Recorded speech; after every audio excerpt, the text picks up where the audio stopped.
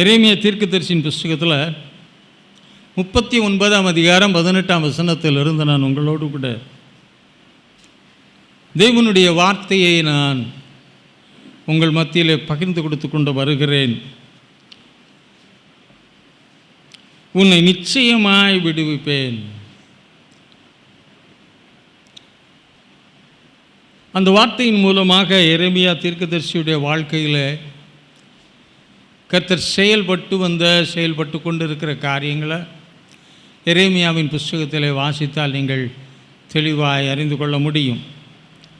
இது எரேமியாவுக்கு எவ்விதமாய் தேவ ஜனங்கள் மத்தியிலே தேவனுடைய காரியங்களை செயல்படுத்துவதற்கு அவனுக்கு அன்றைக்கு ஒரு அழைப்பு கொடுக்கப்பட்டதோ, அதை போல தேவ ஜனங்கள் மத்தியிலே அவர் பாரத்தை, அவருடைய விருப்பத்தை செயல்படுத்த நமக்கும் தேவன் ஒரு அழைப்பை கொடுத்திருக்கிறார்.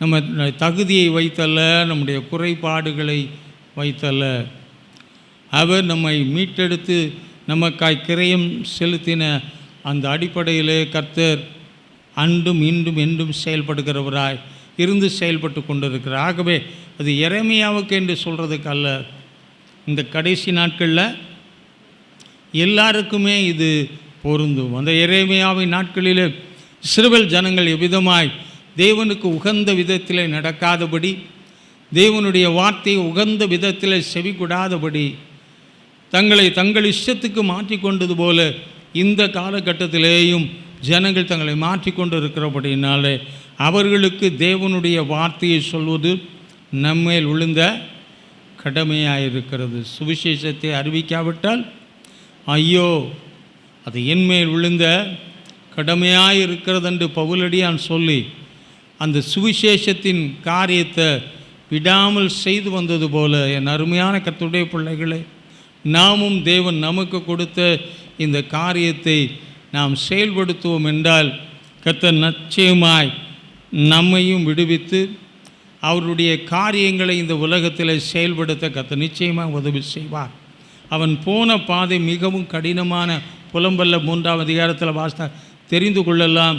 அவன் கடந்து போன பாதையினால் ஏற்பட்ட நெருக்கங்கள், மனசோர்வு, மனமடிவு, தேவனை குறித்த எண்ணங்களெல்லாம் எப்படித்தான் போனாலும் கூட துவக்கினவர் முடிப்பதற்கு உண்மையுள்ளவராய் இருந்து அவனை கொண்டு செய்து முடித்ததைப் போல நமக்கும் என்ன செய்வார் என்றால் நிச்சயமாக செய்து முடிப்பார். நம்முடைய வாழ்க்கை வெற்றியாய் அவருக்குள்ளே ஓடி முடிக்கத்தக்கதான ஒரு நல்ல பாக்கியத்தை கர்த்தர் நமக்கு தர அவர் போதுமானவராய் இருப்பார் என்பதில் எந்த விதமான ஒரு சந்தேகம் இல்லை.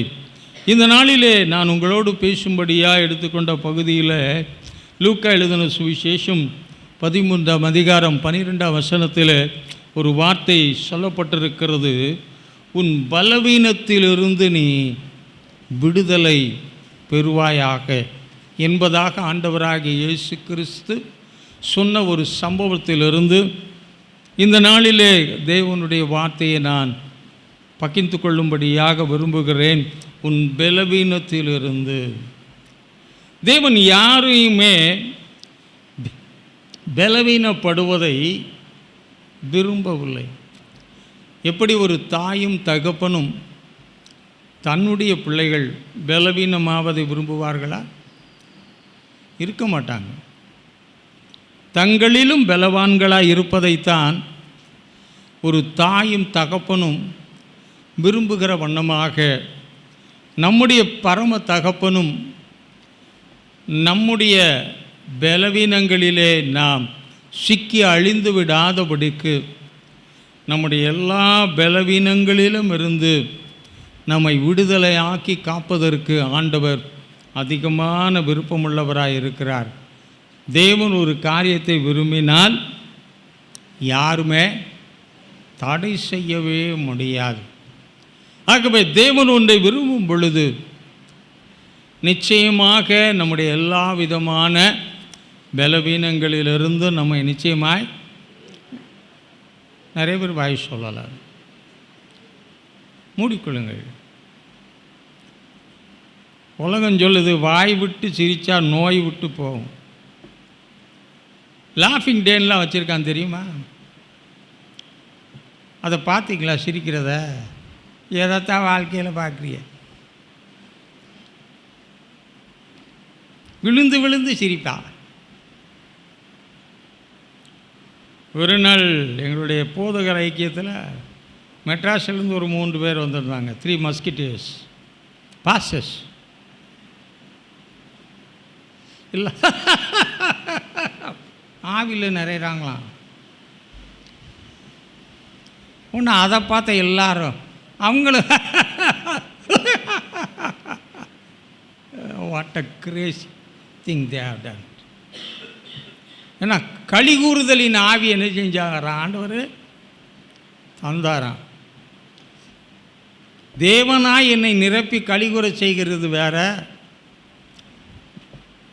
நானாய் செயல்படுத்தி கொள்வது வேற. அது ரொம்ப காலம் என்ன செய்யலை.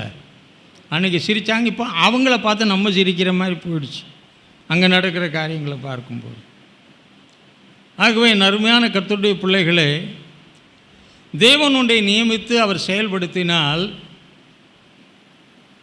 தொடர்ந்து அவர் கடைசி வரை செய்வார் என்பதில் எந்த விதமான சந்தேகமும் இல்லை. ஆனாலும் ஒன்று சொல்கிறேன், சிரிக்காமல் இருக்கவங்களுக்காக சொல்கிறேன், கொஞ்சம் சிரிங்க,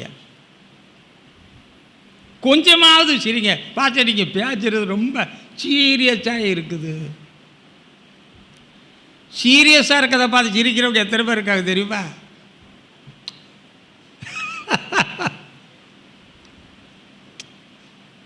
சிலரை அடித்து அதை பார்த்து ரசித்து சிரிக்கிறவங்க இருக்காங்க, பார்த்துக்கிங்களா? கேட்டு காசு வாங்க மாட்டான், அடித்து வாங்குவான். அது அவனுக்கு ஒரு சந்தோஷத்தை தரும். ஆகவே மகிழ்ச்சி அடைப்பதற்கு பல வழிகள் இருக்குது. தேவனுடைய சமூகம் என்பது அங்கே வந்து களி கூறும்படியாக தேவன் கொடுத்த ஒரு நல்ல இடமாக இருக்கிறது. இங்கே தேவன் களி கூறும்படியாய் முறிந்த ஆவிக்கு பதிலாக, பலவீனப்படுத்தும் ஆவிக்கு பதிலாக, சோர்ந்து போகிற ஆவிக்கு பதிலாக, புலம்புகிற ஆவிக்கு பதிலாக அவர் மகிழ்ச்சியின் ஆனந்த தைலத்தினால் நம்மை அபிஷேகம் பண்ணும்படியா. ஏன்னா இங்கே உட்கார்ந்து கேட்கும்போதே எப்படி கேட்கணும்? ஒவ்வொரு வசனத்தையும் சந்தோஷமாக, தோஷமாக இல்லைங்க, பரவாயில்ல, சந்துங்கிற இடத்துல ஒரு நல்ல வார்த்தையை பிணைத்து ஒரு அருமையான கருத்தை விளங்க பண்ணினது போல. அதுதான் பவுல் எப்போவுமே சொல்கிறேன், எப்போவுமே சந்தோஷமாக இருங்க. ஆனால் சிலர் விழுந்தாங்கன்னா ரொம்ப சந்தோஷப்படுவாங்க. சிலர் கஷ்டப்பட்டால் ரொம்ப பார்த்து சந்தோஷப்படுவாங்க. அப்படி சொல்லலை. நாம் கர்த்தருக்குள் எப்பொழுதும் எதுக்கு சந்தோஷமாக இருக்கணும்? தெரிஞ்சவங்க கையை வைத்துங்க. You are right. கையை தான் வைத்த சொன்னேன். கையை வைத்தீங்கன்னா ஏதாவது பரிசு கொடுத்துருப்பேன். அப்போ நம்ம பலவீனமாக இருக்குது காரணம் சந்தோஷமும் கிடையாது, ஆனந்த சந்தோஷமும் கிடையாது. எப்பொழுது பார்த்தாலும் ஏதோ ஒரு துக்கத்தில், ஏதோ பல காரியங்களை பறிகொடுத்தது போல நாம் நம்மை மாற்றிக்கொள்ளுகிறதுனால நமக்குள்ள என்ன இல்லை? சந்தோஷம் இல்லை. இழந்து போனதை தேடவும் ரட்சிக்கவும் அதை திரும்ப கொடுக்க இயேசு கிறிஸ்து வந்தாலும், அவர் அதை செயல்படுத்த எத்தனையோ காரியங்களை நம்முடைய வாழ்க்கையில் அவர் செய்து கொண்டு வந்தாலும், நாம் நம்முடைய ஆவியிலே களி கூறாத பட்சத்தில் நிச்சயமாக அந்த சந்தோஷம் வராதுங்க. தேவன் அப்படிப்பட்ட ஒரு நல்ல காரியத்தை செய்ய மனக்கண்களை திறந்திருக்கிறாரு. பலவிதமான கட்டுகளிலிருந்து நம்ம என்ன செய்திருக்கிறார் என்றால் நீங்களாக்கி அவர் ரட்சித்திருக்கிறார். நான் வாசித்த சங்கீதத்துக்குள்ளாக வந்து நான் வேத வசனத்துக்குள்ளே நான் கடந்து வரும்படியாக விரும்புகிறேன். சங்கீதம் என்ன சொல்லுங்க பார்ப்போம். யார் 26ஆம் சங்கீதத்தை எடுத்துக்கொள்ளலாம். முதலாவது அந்த 26வது சங்கீதத்திலிருந்து நான் சில வசனங்களை உங்களுக்கு நான் காண்பிக்கும்படியாக ஆண்டவருக்குள்ளே நான் அதிகமாக ஆசைப்படுகிறேன். அருமையான கர்த்தருடைய பிள்ளைகளே, தாவீதுடைய இடுக்கண்கள் எல்லாவற்றிலும் இருந்து கர்த்தர் அவனை நீங்களாக்கி ரட்சித்ததாக நாம் சங்கீதங்களிலே அநேக இடங்களிலே நாம் வாசிக்கிறோம். அநேக இக்கட்டுகளை காணும்படியான ஒரு சூழ்நிலை வழியாக தாவீது நடத்தப்பட்டாலும், அதன் வழியாக அவன் கடந்து போகிறவனாக இருந்தாலும் கூட, அவன் சந்தித்த இடுக்கண்கள், இக்கட்டுகள், நெருக்கங்கள், போராட்டங்கள் அவனை என்ன செய்யவில்லை என்றால் மனமடிய செய்யவே இல்லை. மாறாக அந்த இக்கட்டுகளின் மத்தியிலே தேவன் நிச்சயமாய் தனக்கு கிருபை செய்வார் என்ற ஒரு நம்பிக்கை அவனுக்குள்ளே இருந்தபடியினாலே அவன் எல்லா இக்கட்டுகளிலும் இருந்து நீங்களாக்கப்பட்டு அவன் காணப்பட்டான். அதுக்கு ஆதாரமாக இருந்த காரியங்கள் என்ன என்று சொல்லி ஒரு சில காரியங்களை இந்த வாசித்த சங்கீதத்திலிருந்து நான் உங்களோடு கூட குறிப்பிட்டு சொல்லும்படியாக விரும்புகிறேன். இந்த சங்கீதத்தை நாம் படிக்கும் பொழுது ஒரு காரியத்தை தெளிவாய் அறிந்து கொள்ள கர்த்தர் கிருபை செய்தார். அது 8வது வசனத்தில் நீங்கள் வாசிப்பீர்கள் என்றால் அறிந்து கொள்ளலாம். கர்த்தாவே நம்ம பயன்படுத்துகிறதுக்கும் அவன் பயன்படுத்துகிறதுக்கும் வித்தியாசம் இருக்கு. நான் கர்த்தாவே என்று சொல்லும் பொழுது கர்த்தர் என்னை கவனிக்கிற விதம் இருக்கிறது. அப்படி சித்தத்தின்படி நடக்காதபடி, அவருடைய சித்தத்தின்படி செய்யாதபடி, அவரவர் தன் தன் வழியிலே போனான் என்று சொல்லுகிற நிலைமையில் அவரவர் தன் தன் வழியிலே போய்கொண்டு இருந்து கர்த்தாவே என்று சொன்னால் கர்த்தர் அதை கேட்கவே மாட்டார். அனுப்பாதிருந்தும் ஓடினார்கள் என்று சொல்லப்பட்டிருக்கிறது. உம்மாலே அற்புதங்களை செய்தோம் என்று சொன்னார்கள், அதிசயங்களை செய்தோம் என்று சொன்னார்கள், நவமான பாஷைகளை பேசினோம் என்று சொன்னார்கள். ஆனால் அவர்களை பார்த்து சொன்னார், நான் உங்களை எவ்வளோ மோசமான காரியம், எப்படி இவன்ட்டு ஆவி வந்துச்சு, எப்படி அற்புதம் செய்தான், எப்படி காரியங்களை நடப்பித்தான். ஏன்னா ஒன்று செய்யணும்னா ஏதாவது ஒன்று நம்மகிட்ட இருக்கணும், இல்லாமல் எதுவும் என்ன செய்ய முடியாது, செய்ய முடியாது. வாயில் கொஞ்ச நேரம் அப்படி இப்படி சவுடால் தான் காட்டலாம், காரியங்கள் நடப்பிக்கவே முடியாது. அற்புதங்களை அதிசயங்களை செய்தார். தேவன் கிருபைகளை நமக்கு கொடுத்து விடுகிறார், அவருடைய வல்லமையை நமக்கு கொடுத்து விடுகிறார், அவரை அறியக்கூடிய காரியத்தையும் கர்த்தர் கொடுத்து விடுகிறார். சிலர் வேளை வேறு யார் மூலமாக, துன்மார்க்கன் மூலமாய் கூட நமக்கு தேவையான வார்த்தையை கர்த்தரால் கொடுக்க முடியும். கழுத மூலமாக பேசினவர் யாரை கொண்டாயிலும் நம்மை திருத்துவதற்கு அவருடைய வார்த்தையை கொடுக்க முடியும்.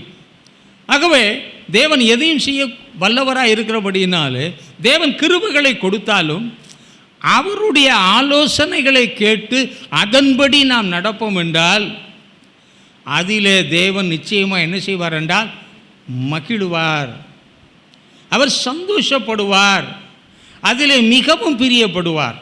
அப்படி பிரியப்படும் பொழுது நம்ம எதற்கென்று தாயின் கற்பத்திலிருந்து அவர் வேறு பிரித்து இது மட்டுமாய் நம்மை பாதுகாத்து கொண்டு வருகிறாரோ அந்த காரியத்தை நிச்சயமாக செய்வார். நல்ல முடிவு உண்டு. நம்முடைய நம்பிக்கை ஒரு நாளும் வீண் போகாது. ஆகவே இதை அறிந்த தேவனுடைய பிள்ளைகளே, சரியாக அவருடைய வழியில் செல்ல நாம் நம்மை ஆயத்தப்படுத்துவோமாக. கர்த்தாவே உமது ஆலயமாகிய, சரி, இப்போ நீங்கள் விளங்கத்தக்க ஒரு காரியத்தை சொல்கிறேன். நம்ம எப்பவும் பார்க்குற இடத்த பார்க்கும்போது எப்படி பார்ப்போம்? நீங்கள் எல்லாம் இப்படி பார்க்குறீங்க. புதுசாக ஒரு இடத்துக்கு போனால் அதை எப்படி பார்ப்பீங்க? ரொம்ப அடிமட்டத்தில்னு சொன்னால் தான் விளங்கும் போல் இருக்குது. இப்போ புதுசாக வீடு கட்டியிருப்போம், சின்ன வீடாக இருந்தாலும் இப்படி பார்ப்போமா?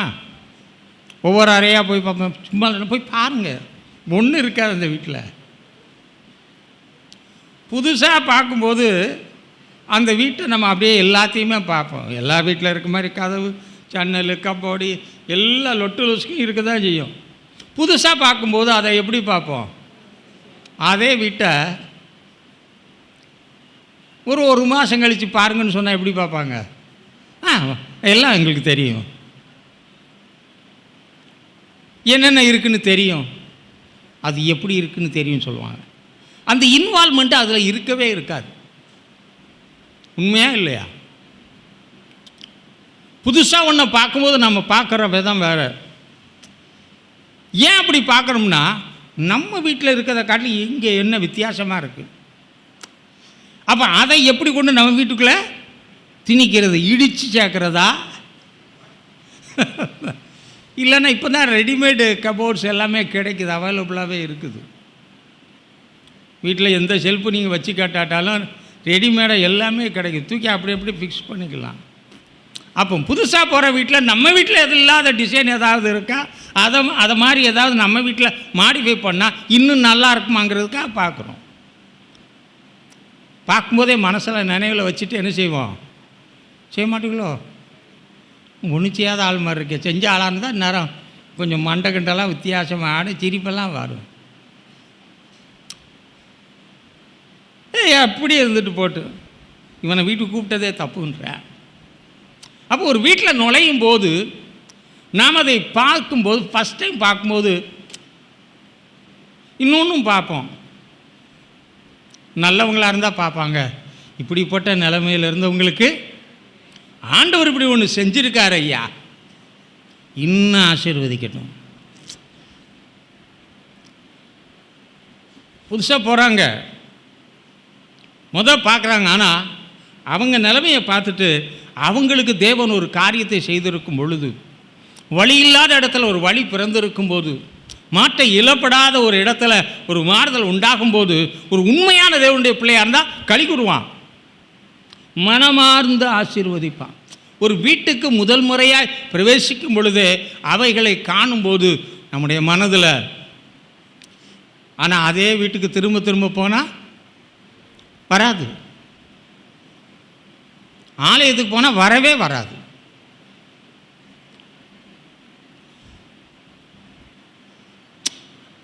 இங்கே ஆலயத்தில் கதவு எங்கே இருக்குன்னு தெரியும்,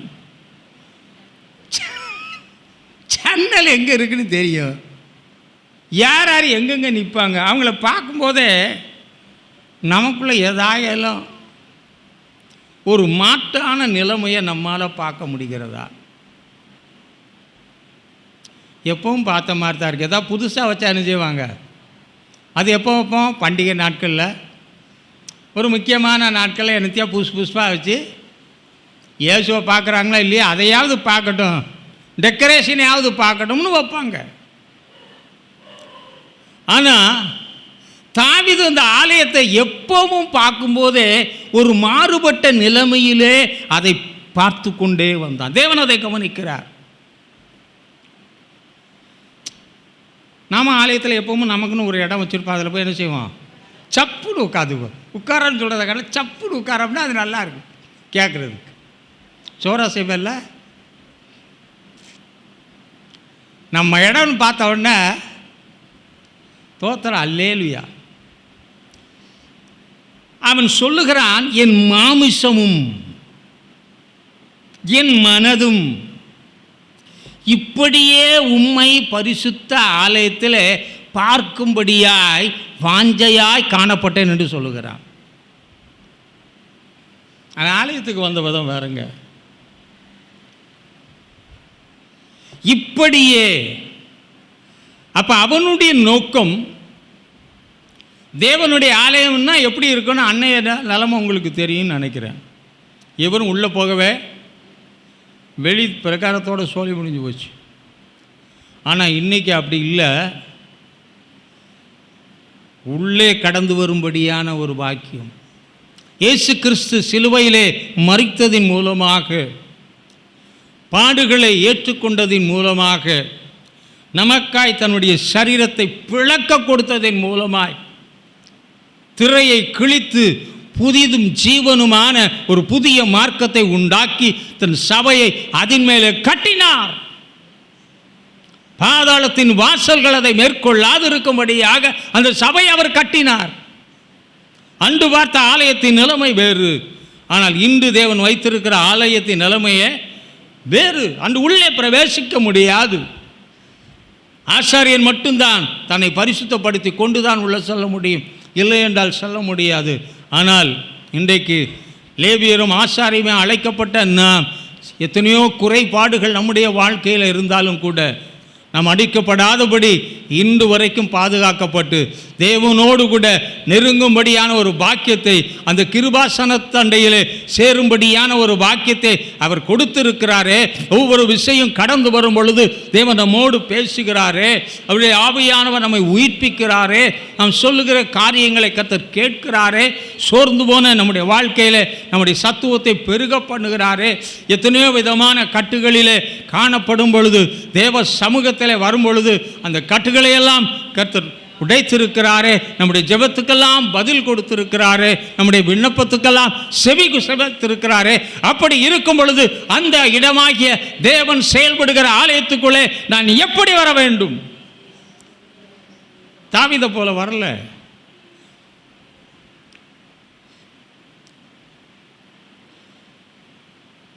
எப்படி புதுசாக ஒரு வீட்டை போகும்போது ஒரு மாதிரி பார்த்துட்டு அப்புறம் அடிக்கடி போகும்போது உள்ளே வந்து பாருங்கன்னா கூட என்ன சொல்லுவான், வேணாம் தெரியும். அது மாதிரி இன்றைய ஆலய நிலைமைகளிலே காணப்படுகிற நிலைமை இருக்கிறபடினாலே நம்முடைய மாம்சம் அதை வாஞ்சிக்கல. மாம்சம் ரொம்ப முக்கியங்க. இந்த மாம்சமும் தேவனுடைய ராஜ்யத்தை சுதந்திரிக்க முடியாத ஒன்று. அநேகரை கர்த்தர் அவருடைய மாம்சத்தை அவருடைய இரத்தத்தினாலே கழுவி இருந்தாலும் இந்த மாம்சத்துக்கு ஈடாக தேவன் தன்னுடைய மாம்சத்தை நமக்கு பிட்டு கொடுத்திருந்தாலும் ஒவ்வொரு மாதமும் திருப்பந்தியிலே அவருடைய மாம்சத்தோடு இணைக்கப்படும்படியாக அவருடைய சரீரத்தை நமக்கு பிட்டு கொடுத்திருந்தாலும் கூட நம்முடைய மனதும் மாமிசமும் இன்னைக்கும் ஆண்டவருக்குள்ள. இந்த ஜபைக்கார் இன்னைக்கு பாச என்ன திட்டுவார்? நான் ஒரு நாளும் திட்டலை, வசனத்தை சொல்கிறேன், அவ்வளோதான். வசனம் காட்டுற காரியத்தை சொல்கிறேன், நடக்க வேண்டிய வழியை சொல்கிறேன், அதுதான் என் வேலை. ஒரு வியாதியஸ்தனை பார்த்து உனக்கு வியாதியே இல்லை, பி ஹாப்பின்னு சொன்னால் கடைசி செத்து போவான். சாகடிக்கிற வேலையை செய்கிறது என்னுடைய வேலை கிடையாது, தேவனுடைய வேலை இல்லை. ஜீவன் உண்டாயிருக்கவும். ஆமாம், பவுலே சொல்கிறான், நன்மை செய்ய விரும்புகிற நான், ரோமர் 7ஆம் அதிகாரத்தில் நாம் அறிந்திருக்கிறபடி, என்னால் விரும்பின நன்மையை செய்ய முடியவில்லை, என் மாம்சம் காரணமாக இருக்கு. ஆண்டவருக்காக எல்லாத்தையும் விட்டவன் தானே, நஷ்டம் என்று கருதினவன் தானே, தேவனுக்காக எதையும் செய்வதற்கு தானே ஆயத்தப்படுத்தினவன் தானே. மாம்சமெல்லாம் வெறும் எலும்பு கூடு மட்டும் நின்னா எப்படி இருக்கும்? நமக்கு ஒரு கற்பனையில் பார்ப்பேன். இந்த கண்காட்சியில் ஒன்று காட்டுவான், எத்தனை பேர் பார்த்தீங்கன்னு தெரில. நம்மளை நிற்க சொல்லுவான், எல்லாரையும் அவன் பார்க்கும்போது நம்ம நிற்கிறது தெரியும். கொஞ்ச நேரத்தில் பார்த்தா நீங்கள் கொஞ்சம் கொஞ்சமாக மறைஞ்சி எலும்பு கூடு மட்டும் தெரியும். யாரும் அதெல்லாம் பார்த்துருக்கீங்க? பார்த்து யாராக இருக்கீங்களா? இல்லை. அப்போ உங்களுக்கு இந்த ஷோ போடணும் போல இருக்கு. ஒன்று ஒன்றா மறையும், கடைசி எலும்பு கூடு தான். எலும்பு கூடு மட்டும் நின்னா எப்படி இருக்கு? நம்ம கொஞ்சம் யோசிச்சு பாருங்கள். சதை இருந்தே சிலருக்கு அழகு வர மாட்டேங்குது, சிலருக்கு சதை கூடி போய் அழகு இல்லாமல் போயிடுது. சதை கூடவும் விடாது, குறையும் விடாது. சதை இருந்தால் தாயே அழகு. எலும்பு கூடு மாதிரி இருந்தால் எப்படி இருக்கும் பார்ப்பதற்கு? நம்ம பார்க்கறதுக்கு நமக்கே கஷ்டமாக இருக்கும். நல்லா யோசித்து பாருங்கள். மாமிசம் ரொம்ப முக்கியம்.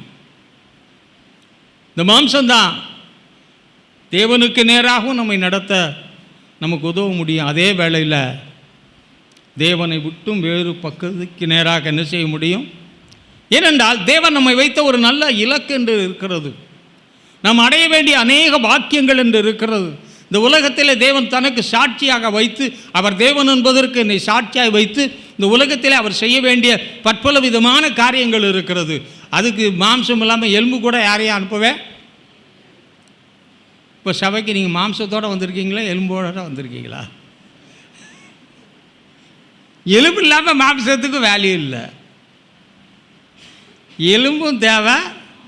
ஆமாம், போன் கிவ்ஸ் த ஸ்ட்ரக்சர். அதுதான் ஒரு வடிவமைப்பை தருகிறது.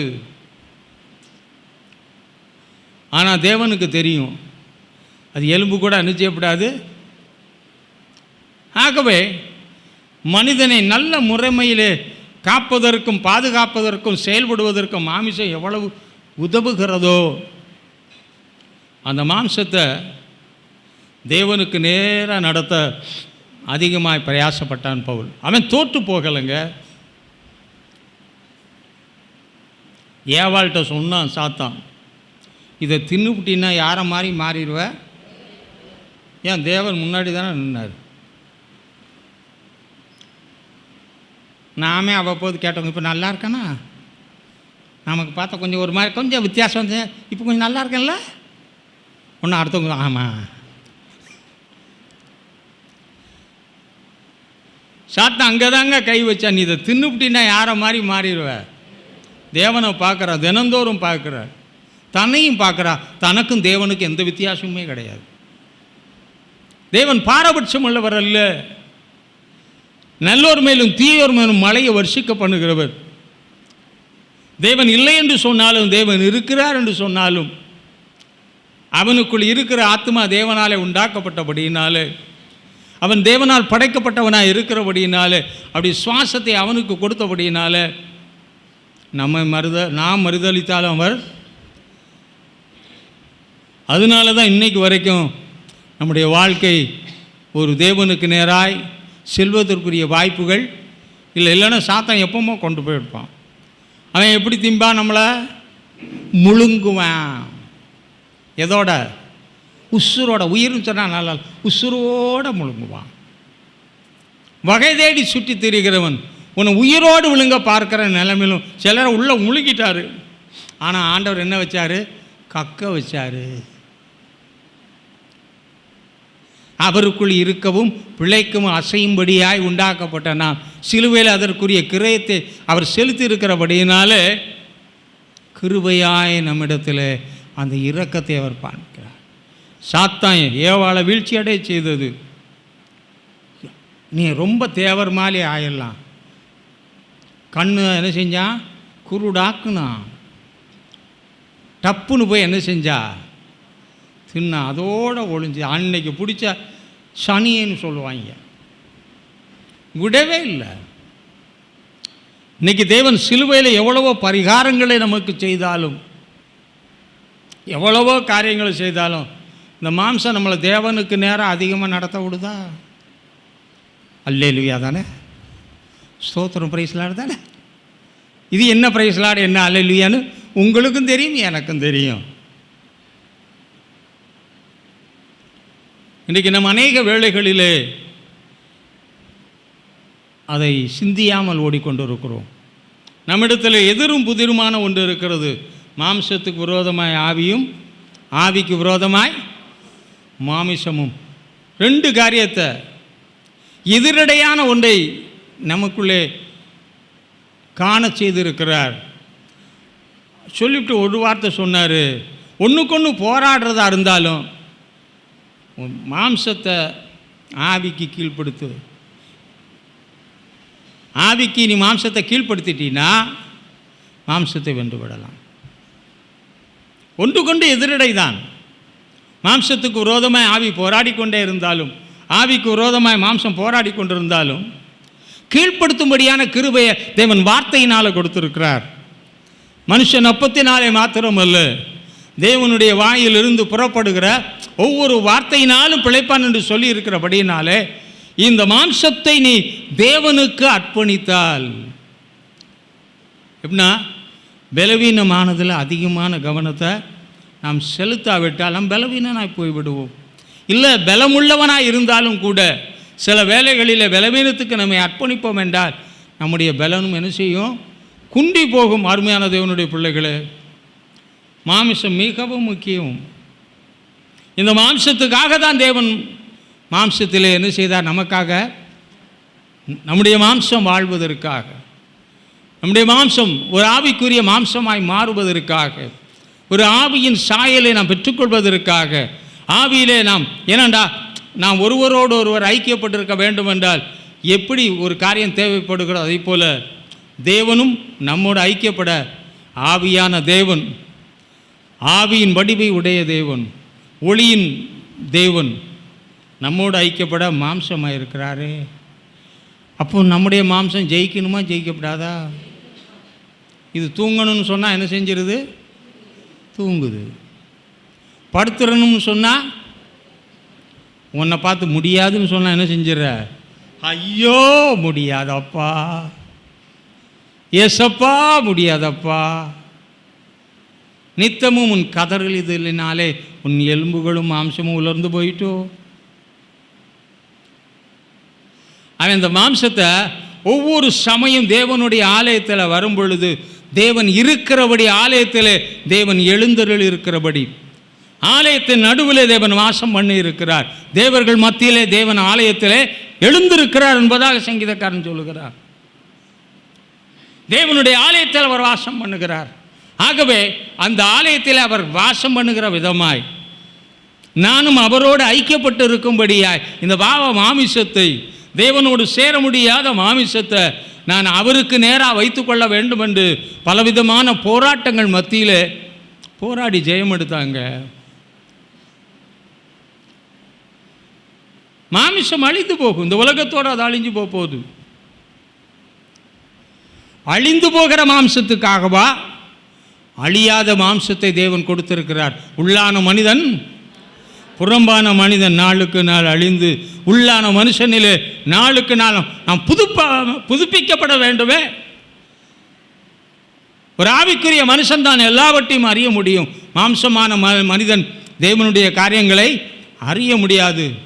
அவன் தேவனுடைய காரியங்களை அறிவதற்கும் அறிந்து தேர்வதற்கும் தேவன் தன்னை அழைத்து கொடுத்த அபிஷேகத்தின் நிமித்தம் அவருடைய ராஜ்ய வாரத்தில் அவன் வெற்றியாய் செய்து முடிக்கும்படியாய் அடக்கி ஒடுக்கினான், கீழ்ப்படுத்தினான்.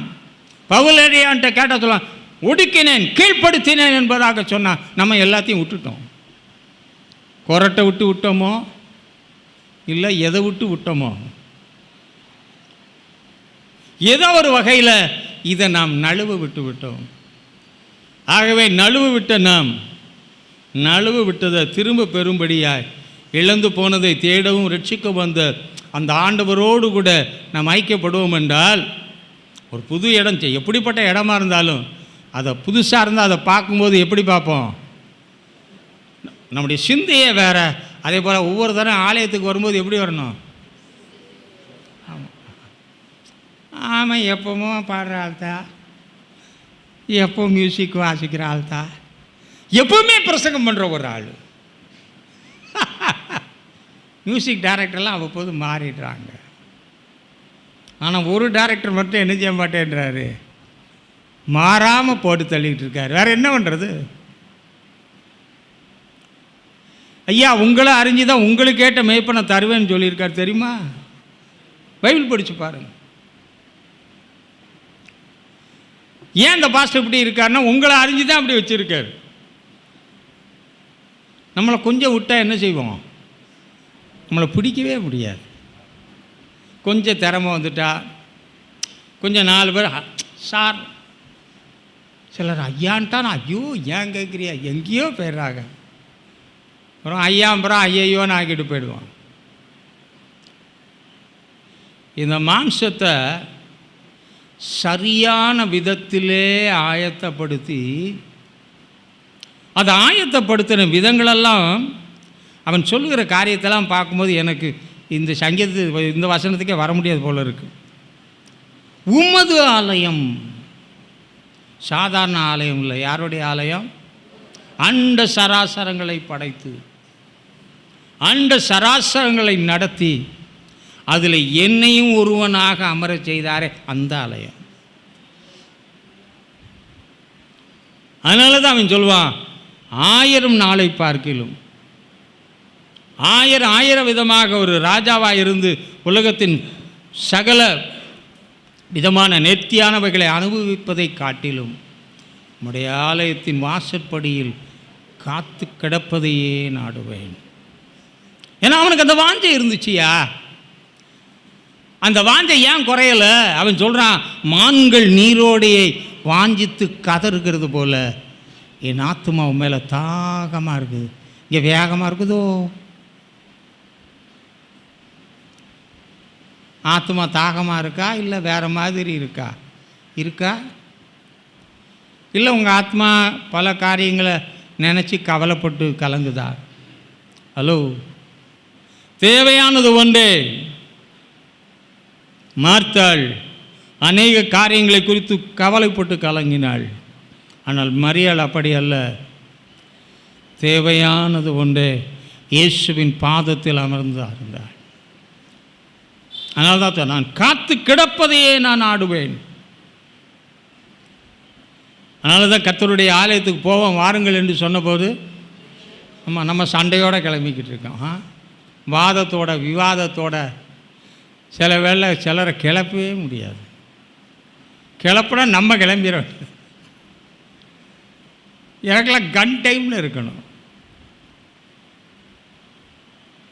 நான் கொஞ்சம் மோசமான ஆள், விட்டுட்டு கூட போயிடுவேன். வந்தால் வாங்க, வரட்டா போங்க, டாக்ஸி எடுத்து கூட வாங்கன்னு போயிடுவேன். கர்த்தருடைய காரியம், கர்த்தருடைய ஆலயம், கர்த்தருடைய வேலை, கர்த்தர் உனக்கு கொடுத்த சந்தர்ப்பம்னா நல்லா பயன்படுத்தணுங்க. சொன்ன சந்தர்ப்பத்தை இந்த லூக்கா 13 விட மாட்டான். அவளை குறித்து வேதம் சொல்லும் பொழுது ஆபிரகாமின் குமாரத்தின்னு சொன்னார். ஆனால் சாத்தான் அவளை கட்டி வச்சிருந்தான்னு 18 வசனம் நினைக்கிறேன், அது அப்புறம் பார்த்துக்கலாம், அதில் இருக்கு. அப்போ சாத்தான் கட்டி வச்சிருந்தா 18 வருஷமா கட்டி வச்சிருந்து ஆலயத்துக்கு போனால், கட்டி வைக்கப்படாமலும் ஆலயத்துக்கு போனான். 2 விதத்தில் ஆலயத்துக்கு போனான். இன்றைக்கி ஆலயத்துக்குள்ள 2 விதத்தில் வருவாங்க. குறித்து எழுதி வச்சுக்கிங்க.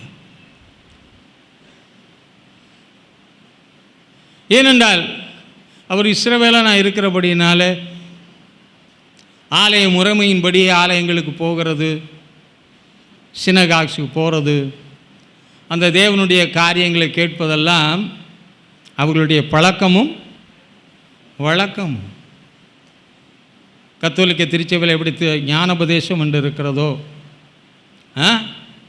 அது மாதிரி தேவனுடைய சமூகத்தில் போய் தேவனுடைய காரியங்களை அறிந்து கொள்வது, சில காரியங்களை கற்றுக்கொள்வதற்கென்று போவது வழக்கம். இவள் போனாள், நல்லா தான் இருந்தாள். ஸ்திரியே என்று தான் போட்டிருக்கிறதுல. அவள் சின்ன பிள்ளை கிடையாது, ஒரு பெண். நல்லா கவனித்து பாருங்கள். தேவன் நல்லா தான் அவளை படைச்சார், நல்லா தான் இருந்தார், சரீர பிரகாரமும் நல்லா தான் இருந்தா. காலங்களை தந்தவர் ஆண்டவர் தான், ஆண்டுகளை தந்தவரும் ஆண்டவர் தான். ஒவ்வொரு ஆண்டும் நம்ம குறிச்சின்னு ஒரு நோக்கம் இருக்குது தெரியுமா? தாயின் கருவிலை தோன்றும் முன்பதாகவே அப்படியே பரலோகத்திலே நம்மை குறித்த திருவுள சித்தம் எழுதப்பட்டிருக்கிறது. அந்தந்த ஆண்டு அதன் காலத்தில் நேர்த்தியாக பங்கு பங்காக வகை வகையாய் தேவனை அறியக்கூடிய ஒரு வாக்கியத்தை ஆண்டவர் தந்திருந்தார் அவளுக்கு. ஆபிரகாமின் குமாரத்தினா நேரடியாக ஆபிரகாமின் குமாரத்தி கிடையாது. இஸ்ரவேல் யாருடைய சந்ததி? ஆபிரகாமின் சந்ததி.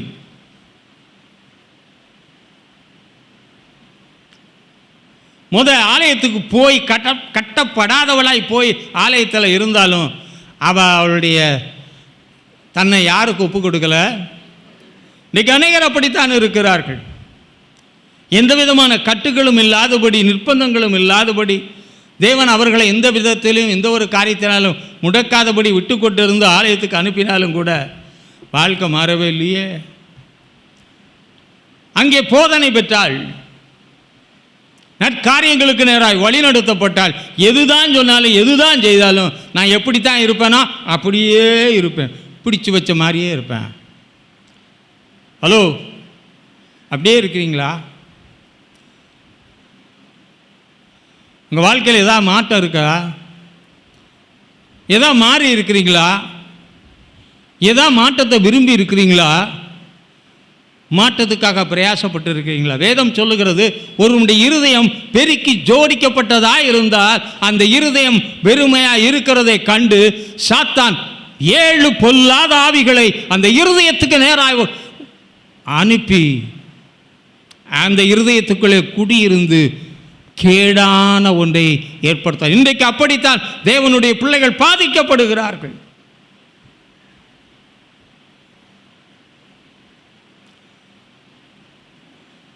தேவனை அறிந்த குடும்பத்தில் பிறந்திருக்கலாம்.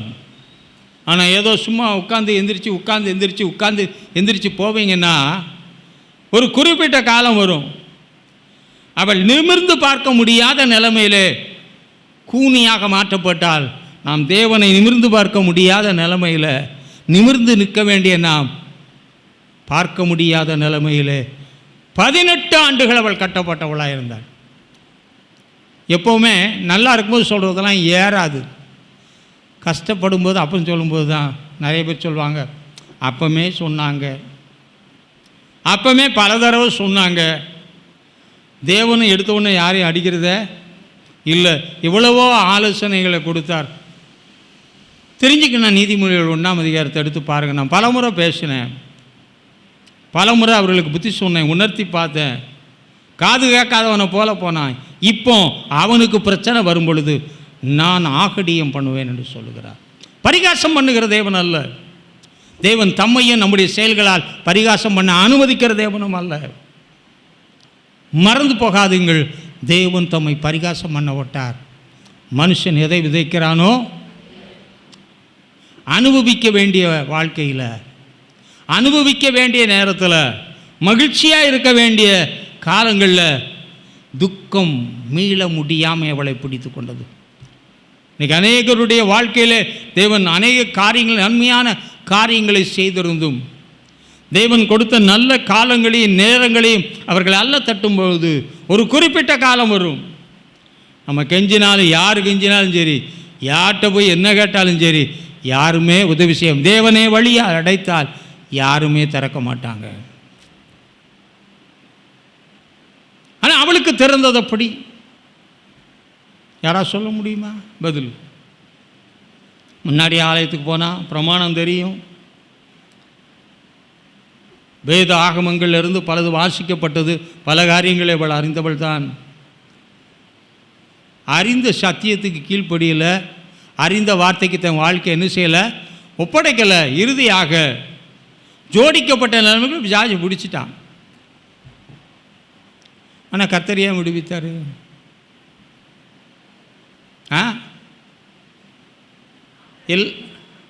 நல்ல வேலை சொல்லிவிட்டிய.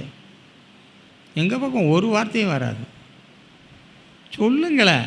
ஆபிரகாமின் குமாரத்தி கர்த்தர் பார்த்த விதத்தினால தப்பிச்சா. அன்னைக்கு ஆபிரகாமின் குமாரத்தி என்று பார்த்தார். இன்னைக்கு அவருடைய பிள்ளைகளாய் நம்ம பார்த்தனால அநேகருடைய வாழ்க்கை தப்பிச்சு போயிட்டுருக்கு. ஆபிரகாமின் குமார்த்தி என்றபடியினாலே ஓவர்லுக் பண்ணுறா. 2 காரியம், அறிஞ்சும் துணிஞ்சு போனது, தன்னை தேவனுக்கு ஒப்புக்கூடாதது, தேவனுடைய காரியங்களுக்கு ஒப்புக்கூடாதபடினால கர்த்தர் வாலிப வாழ்க்கை என்ன செய்தார், குறுக்கி போட்டார் என்பதாக பார்க்கலாம். வாலிபமும் இளவயதும் மாய. ஆனால் தேவனுக்கு வாலிப பிராயத்தில் கர்த்தரை நினைத்தால் கர்த்தர் உன்னை ஆசீர்வதிப்பார், உன்னை எடுத்து பயன்படுத்துவார், உன் வாழ்க்கையில் அற்புதமான காரியங்களை செய்வார். தேவன் கொடுத்த தாளந்துகளையும் தேவன் கொடுத்த நல்ல நாட்களையும் நீ பயன்படுத்து. தேவன் ஒரு நாளையும் எச்சரிக்காதபடி யாரையும் என்ன செய்வதில்லை. தேவன் நேசிக்கிறான். அன்னைக்கு பிசாசு அவளை என்ன செஞ்சு போட்டுருச்சு, கட்டி போட்டுச்சு. இன்றைக்கி தேவனுடைய ஆலயத்தில் இருக்க நிறைய பேரை என்ன போட்டுருது, இங்கே இருக்குதுன்னு நான் பேசலை, பொதுவாகவே இருக்குதுன்னு நான் சொல்கிறேன். தேவனுடைய ஆலயத்தில் உலாவக்கூடிய 14 பொல்லாத விதமான ஆவிகள் இருக்கிறது. அந்நிய பாஷை மாதிரியெல்லாம் பேசும், ஆனால் அது பேசுகிற பாஷை அந்நிய பாஷை கிடையாது. 14 விதமான ஆவிகள். ஏனண்டா இவங்க எல்லாத்தையும் விட்டுட்டேன் சொல்லி ரொம்ப ஜோடிச்சே வச்சுருக்கனால அது செட்டில் ஆகிறதுக்கு ப்ராப்பர் பிளேஸ் எது, சிங்காச்சனம் போட்டு உட்காந்துருக்கு. ஆனால் தான் காது சொன்னால் கேட்காது, கண்ணு பார்க்காது, இருதயம் உணராது. என்ன தான் அடித்தாலும் ஒருத்தன் சொல்லுவான், என்னை அடித்தார்கள், எனக்கு என்ன செய்யலை. பைபிள் படித்தவங்களுக்கு தெரியும் எனக்கு எப்படியே நடக்காத, எதுக்கு எனக்கு ஒன்றுமே நல்லா இருக்க மாதிரி தானே இருக்கு. ஆமாம், நீ உண்மையாகவே நல்லா தான் இருக்க. ஒரு நாள் வரும், நீ எப்படி நல்லா இருந்தங்கிறது உனக்கு வெளிப்படும். நாட்கள் பொல்லாதவைகள் ஆனபடியால் காலத்தை பயன்படுத்தி கொள். வாலிபம் போயிடுச்சுங்க அவளுக்கு, நல்ல நாட்கள் போயிடுச்சு. ஆனால் நீ கிருபையாய் இந்த கிருபையின் நாட்களிலே நான் வாழ்ந்து கொண்டு இருக்கிறோம். தெய்வன் கிருபையா நம்ம மேலே நினைவாக இருக்கிறார். ஆகவே வாலிபனே 12ஆம் அதிகாரத்தை எடுத்து பசியின் புஸ்தகத்தை படித்து கொள்ளுங்க.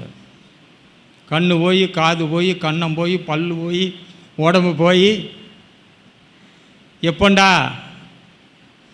அந்த நிலைமை வரும் முன்பதாக கர்த்தர் கொடுத்த கிருபையான நாட்களை நீ பயன்படுத்தினால் ஆசீர்வதிக்கவே ஆசீர்வதிக்கப்படுவாய், உயர்த்தவே உயர்த்தப்படுவாய். தேவன் அந்த ஆலயத்துக்கு பல தடவை போயிருக்கார். என்னைக்காவது கூப்பிட்டாரா அவளை? ஆபிரகாமன் குமார்த்தின்னு தெரியாதா?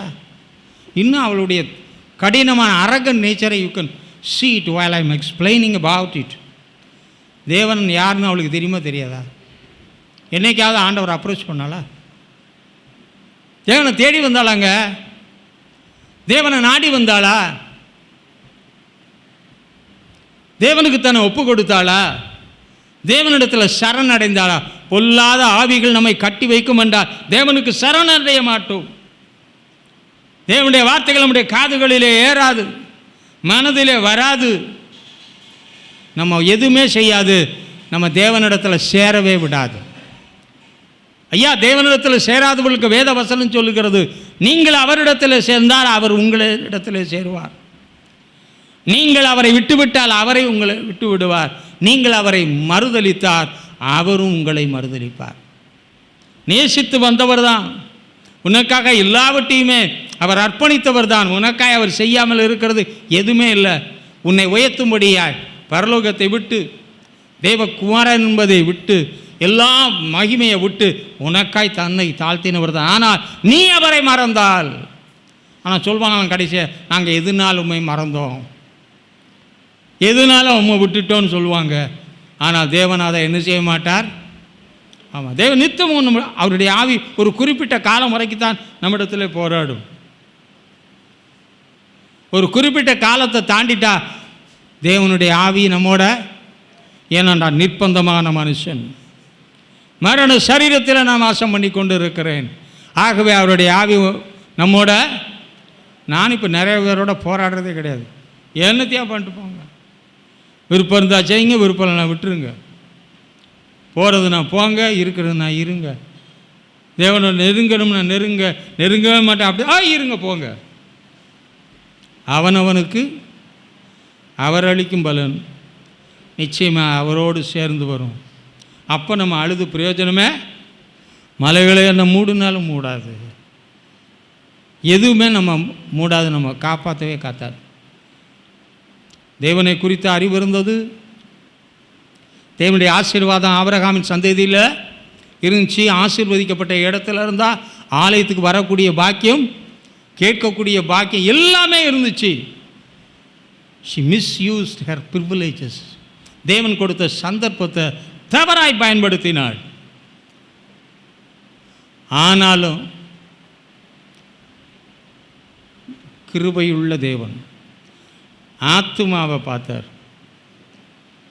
ஒவ்வொரு ஆத்துமாவும் விலையேறப்பட்டது. ஏசாயா சொல்லும் பொழுது, அவர் ஆத்தும வருத்தத்தின் பலனை கண்டு திருப்தியாகிற தேவன். உலகத்தில் வந்தபடியினால, உலகத்தில் ஒளியாய் வந்தபடியினாலே, பூமியிலே வந்து எந்த மனுஷனையும் பிரகாசிக்க வேண்டும் என்று வந்தபடியினாலே, கிருபையாய் அவர் இறங்கி அழைப்பு கொடுக்கலனா வரவே முடியாது. இது எல்லாருக்கும் கிடைக்காது. ஏன்னா அல்ல தட்டக்கூடாது. தேவனை விட்டு தூரம் போகவும் எல்லாத்தையுமே அவள் வேஸ்ட் பண்ணிட்டா. ஆனாலும் கூட என்ன நினச்சாரோ தெரியல, பெண்கள் மீது ஆண்டவர் ரொம்ப அன்பாக தான் இருந்தார். அன்னைக்கும் சரி, இன்னைக்கும் சரி, என்னைக்கும் சரி. அதனால் நான் உங்களை தான் ரொம்ப சப்போர்ட் பண்ணுவேன். அங்கே ஆனால் திட்டிட்டு போட்டு யாரா தேவனை தரிசித்ததும். ஆமாம், ஆனாலும் பாருங்கள் எவ்வளோ உற்சாகம் சொல்கிறாரு.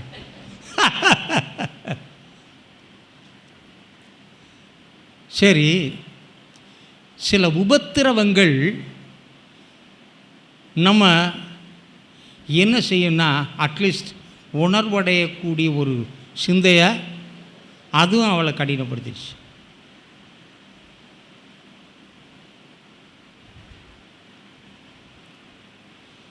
சிலர் சொல்கிறாங்க கஷ்டம் வந்தால் நான் இப்படியாவது ஆண்டவர்கிட்ட வந்துடுவேன். அது நடக்காதே. இந்த சாட்சி 18 வருஷம் ஒருத்தனை கட்டி வச்சா என்ன செய்யணும்னு எனக்கு தெரியும். நிம்மதியாக தூங்க விடாது.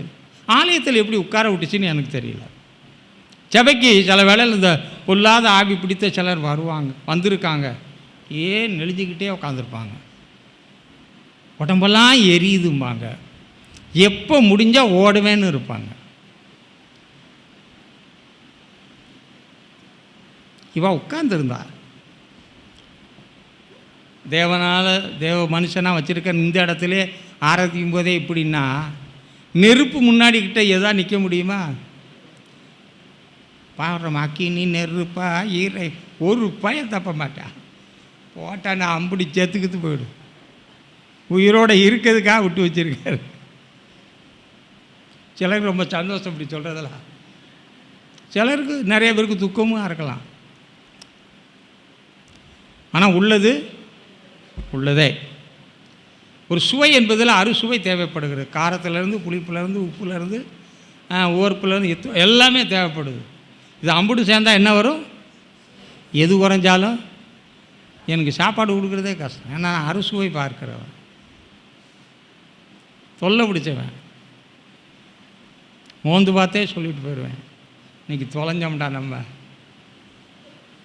இருக்கட்டும், கேட்டால் சொல்லுவேன் நாக்க நானாக ஏன் உண்டாக்குனேன். இப்போ கத்தியை வை தொண்டையில் உங்கள் கழுத்தை வச்சு விடுவேன். போகட்டும். எங்கள் பெரியப்பா சோறு வெட்டினதுக்காக வாத்தியார் அரவல் எடுத்து எங்கள் பெரியம்மா கழுத்தில் போட்டார். நல்ல வேலை தலை துண்டாக போகலை. ஏன்னா அவர் ஜெயிலுக்கு போயிடுவார்னு பார்த்தேன். சிபிஎம் பிலிவர் சோறு ஒட்டினதுக்கு அந்த பாடு பாவம் நடுங்கி நிற்பாங்க. அவர் எங்கள் பெரியப்பா ஸ்கூல்லேருந்து வீட்டுக்கு மத்தியானம் சாப்பிட வருவார். அவன் கதவுக்கு பின்னாடி அதுக்கு பின்னாடி ஒளிஞ்சு தான் நிற்பான். ஏய் அப்படின்னா அவன் நிற்பான். எப்படி அடிப்பார்னா பெஞ்சு மேலே நிற்க வச்சு பெரிய பெல்ட் இருக்குது கலட்டி அடித்தார்னா துவைச்சி போடுவார். அவரை பார்த்தே பிள்ளைய படிக்காத பிள்ளையும் படிச்சுன்னா செத்தம்டா வெட்ட மாட்டினான். நம்முடைய தேவன் அன்புள்ளவர், உண்மை அதிகமாக நேசிக்கிறார். அவளை சேரலை. தூரம் போனால், விலகி போனால், உழண்டு போனால் 18 வருட உபத்திரவும் அவளை தொடவே இல்லை. இன்னும் மனசாட்சி எப்படி ஆகிப்போச்சு. ஆனாலும் ஆபிரகாமின் குமாரத்தின் ஒருவேளை எல்லாராலோட நோட்டபுள் பர்சனானு தெரில.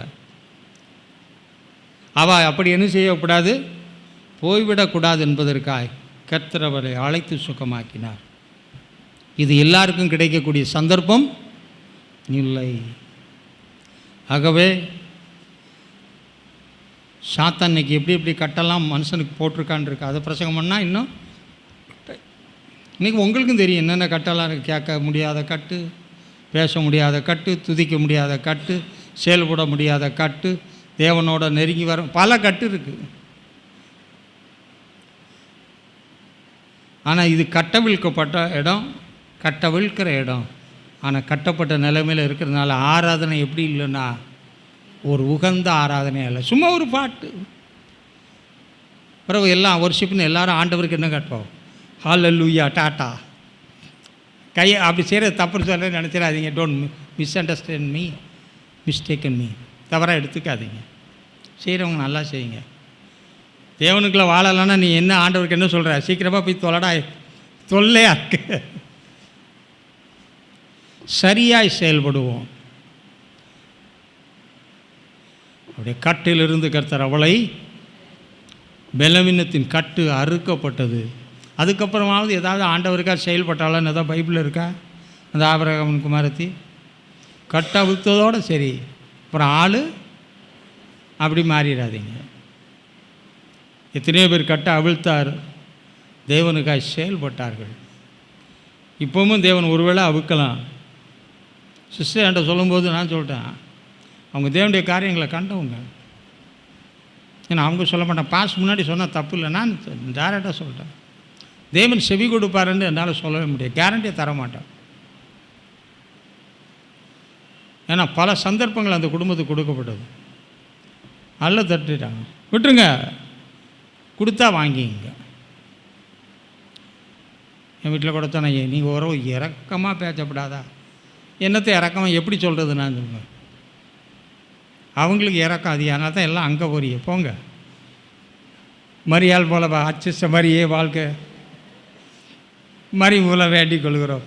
அங்கே மறி மூலம் வேண்டி ஏதாச்சும் இங்கே எதுவுமே செய்ய முடியாது. கர்த்தருக்குள்ள ஆசீர்வதிக்கப்பட்டவள் நீயே. இப்போ நம்மெல்லாம் ஆமாம் சரி, உள்ளதை சொல்லிட்டேன். எல்லா இக்கட்டுகளுக்கும் நம்ம நீங்கி நம்மை நடத்துகிற தேவன். காலங்கள் ஒவ்வொரு ஆண்டுகளும் வேஸ்ட்டாக போச்சா? போன ஆண்டை திரும்ப வாங்க முடியுமா வாழ்க்கையில்? ஒவ்வொரு ஆண்டுக்கும் தேவன் வச்சுருக்க திட்டத்தெல்லாம் லூஸ் பண்ணுறீங்க. ஒவ்வொரு சமயம் கர்த்தருடைய சபையில் கூடி வர்ற காரியத்தை இழக்கிறீங்க, கொஞ்சம் கொஞ்சமாக இழக்கிறீங்க. 100வது படியில் நிற்கிறேன், ஒரு படி இறங்குறது தான் கஷ்டம். ஒரு படி இறங்கிட்டான் நிச்சயமாக முதல் படிக்கு வந்துடுவான். தீர்மானம் செய்து கொள்ளுங்கள், சரியாய் வழி நடந்து கொள்ளுங்கள், காலத்தை பிரயோஜனப்படுத்திங்க. கர்த்தராக அவளை கூப்பிட்டு சுகமாக்கலைன்னா ஏதோ தேவன் ஒரு விதிவிலக்காய் செய்தார் என்று தான் நான் சொல்லுவேன். அதுமாதிரி ரொம்ப அன்பு பாசம் அப்படிலாம் கிடையாது. தேவன் யாரை நேசிக்கிறார்? தேவனை நேசிக்கிறவங்க, அன்பு கூறுறவங்க, முழு மனதோடு முழு ஆத்மாவோடு முழு பலத்தோடு காணப்படுறோம். அவர் சொல்கிறத கேட்குறவங்க பின்பு அப்படி நிறைய இருக்குது. இதன்படி செய்கிறவர்களுக்கு தான் கர்த்தர் என்ன செய்கிறார்? நீங்கள் அவரோடு இருக்கக்கூடிய பார்க்க அது அவர்கிட்ட இல்லை. ஆனாலும் ஏதோ ஒரு கிருபை. கனி கொடுக்காத மரத்திற்கும் ஒரு சந்தர்ப்பம் போல், புறாவுக்கும் ஒரு சந்தர்ப்பம், காக்காவுக்கும் பல சந்தர்ப்பம். பார்த்தீங்களா? காக்கா அனுப்புனானா பேழையிலேருந்து காக்காவுக்கு தான் நிறைய சந்தர்ப்பம், புறாவுக்கு ஒரு சந்தர்ப்பம் போதும். அது டக்குன்னு கரெக்டாக காரியத்தை காட்டணும். இல்லைன்னா அது இலைப்பாடலைன்னா இது காக்கா அப்படி கிடையாது, அதுக்கு தான் எல்லாத்துலேயும் உட்காரலாம்ல. அப்படி இராதீங்க. சரியாய் பயன்படுத்தினால் நிச்சயமாய் நல்ல முடிவு உண்டு. உன்னை எல்லா பலவீனங்களிலிருந்து, என்னென்ன பலவீனம்லாம் இப்போ சரீரத்தில் இருக்குதோ அதையெல்லாம் கர்த்தர் இந்த கால வேளையில் உங்களை விட்டு நீக்கி போடுவாராக. மன நிலைமையிலோ சரீர நிலைமையிலோ வாழ்க்கையிலோ என்ன பலவீனமாக இருந்தாலும் நம்முடைய பலவீனங்களை சிலுவையிலே ஏற்றுக்கொண்டவர், எல்லா பலவீனங்களுக்காய் சிலுவையிலே மறித்தவர். இந்த கால வேளையிலும் இந்த ஆராதனை வேளையிலும் உன்னை எல்லா பலவீனத்திலிருந்து நீக்கி உங்களை விடுதலையாக்கி ஆசீர்வதிப்பாராக. ஆமென். கண்களை மூடி ஜெபம் பண்ணலாம். எந்திரிக்கு ஜெபம் பண்ணலாம். எங்களை அளவில்லாமல் நேசிக்கின்ற எங்கள் அன்பும் இறக்கமுள்ள தந்தையே, நீ கொடுத்த நாளுக்காய் இந்த நேரத்திற்காய் நன்றி செலுத்துகிறோம். இந்த நாளிலும் அவள் கட்டுகளிலிருந்து அவளை விடுதலையாக்கினவர், எல்லா கட்டுகளிலிருந்து விடுதலை ஆக்குவார். பலவீன கட்டை முறித்து போட்டது போல எல்லா விதமான பலவீனங்களின் கட்டுகளும் ஆண்டவர் நீர் கொடுத்த இந்த பரிசுத்த ஸ்தலத்திலிருந்து சன்னிதானத்திலிருந்து இயேசுவின் நாமத்தினால் விடுதலையாக்குங்கள், விடுதலை ஆவீர்கள் என்ற வார்த்தையை பயன்படுத்தி விடுதலையாக்கி விடுதலை எடுத்துக்கொள்கிறோம். துதிகன மகிமையெல்லாம் நமக்கு செலுத்துகிறேன் இயேசுவின் இன்ப நாமத்தில் பிதாவே. என் ஆத்துமாவே கர்த்தரை ஸ்தோத்திரி, என் முழு உள்ளமே அவருடைய பரிசுத்த நாமத்தை ஸ்தோத்திரி. என் ஆத்துமாவே கர்த்தரை ஸ்தோத்திரி, கர்த்தர் செய்த சகல உபகாரங்களையும் மறவாது. ஆமென். கர்த்தர் தாமே உங்களை யாவரையும் ஆசீர்வதிப்பாராக.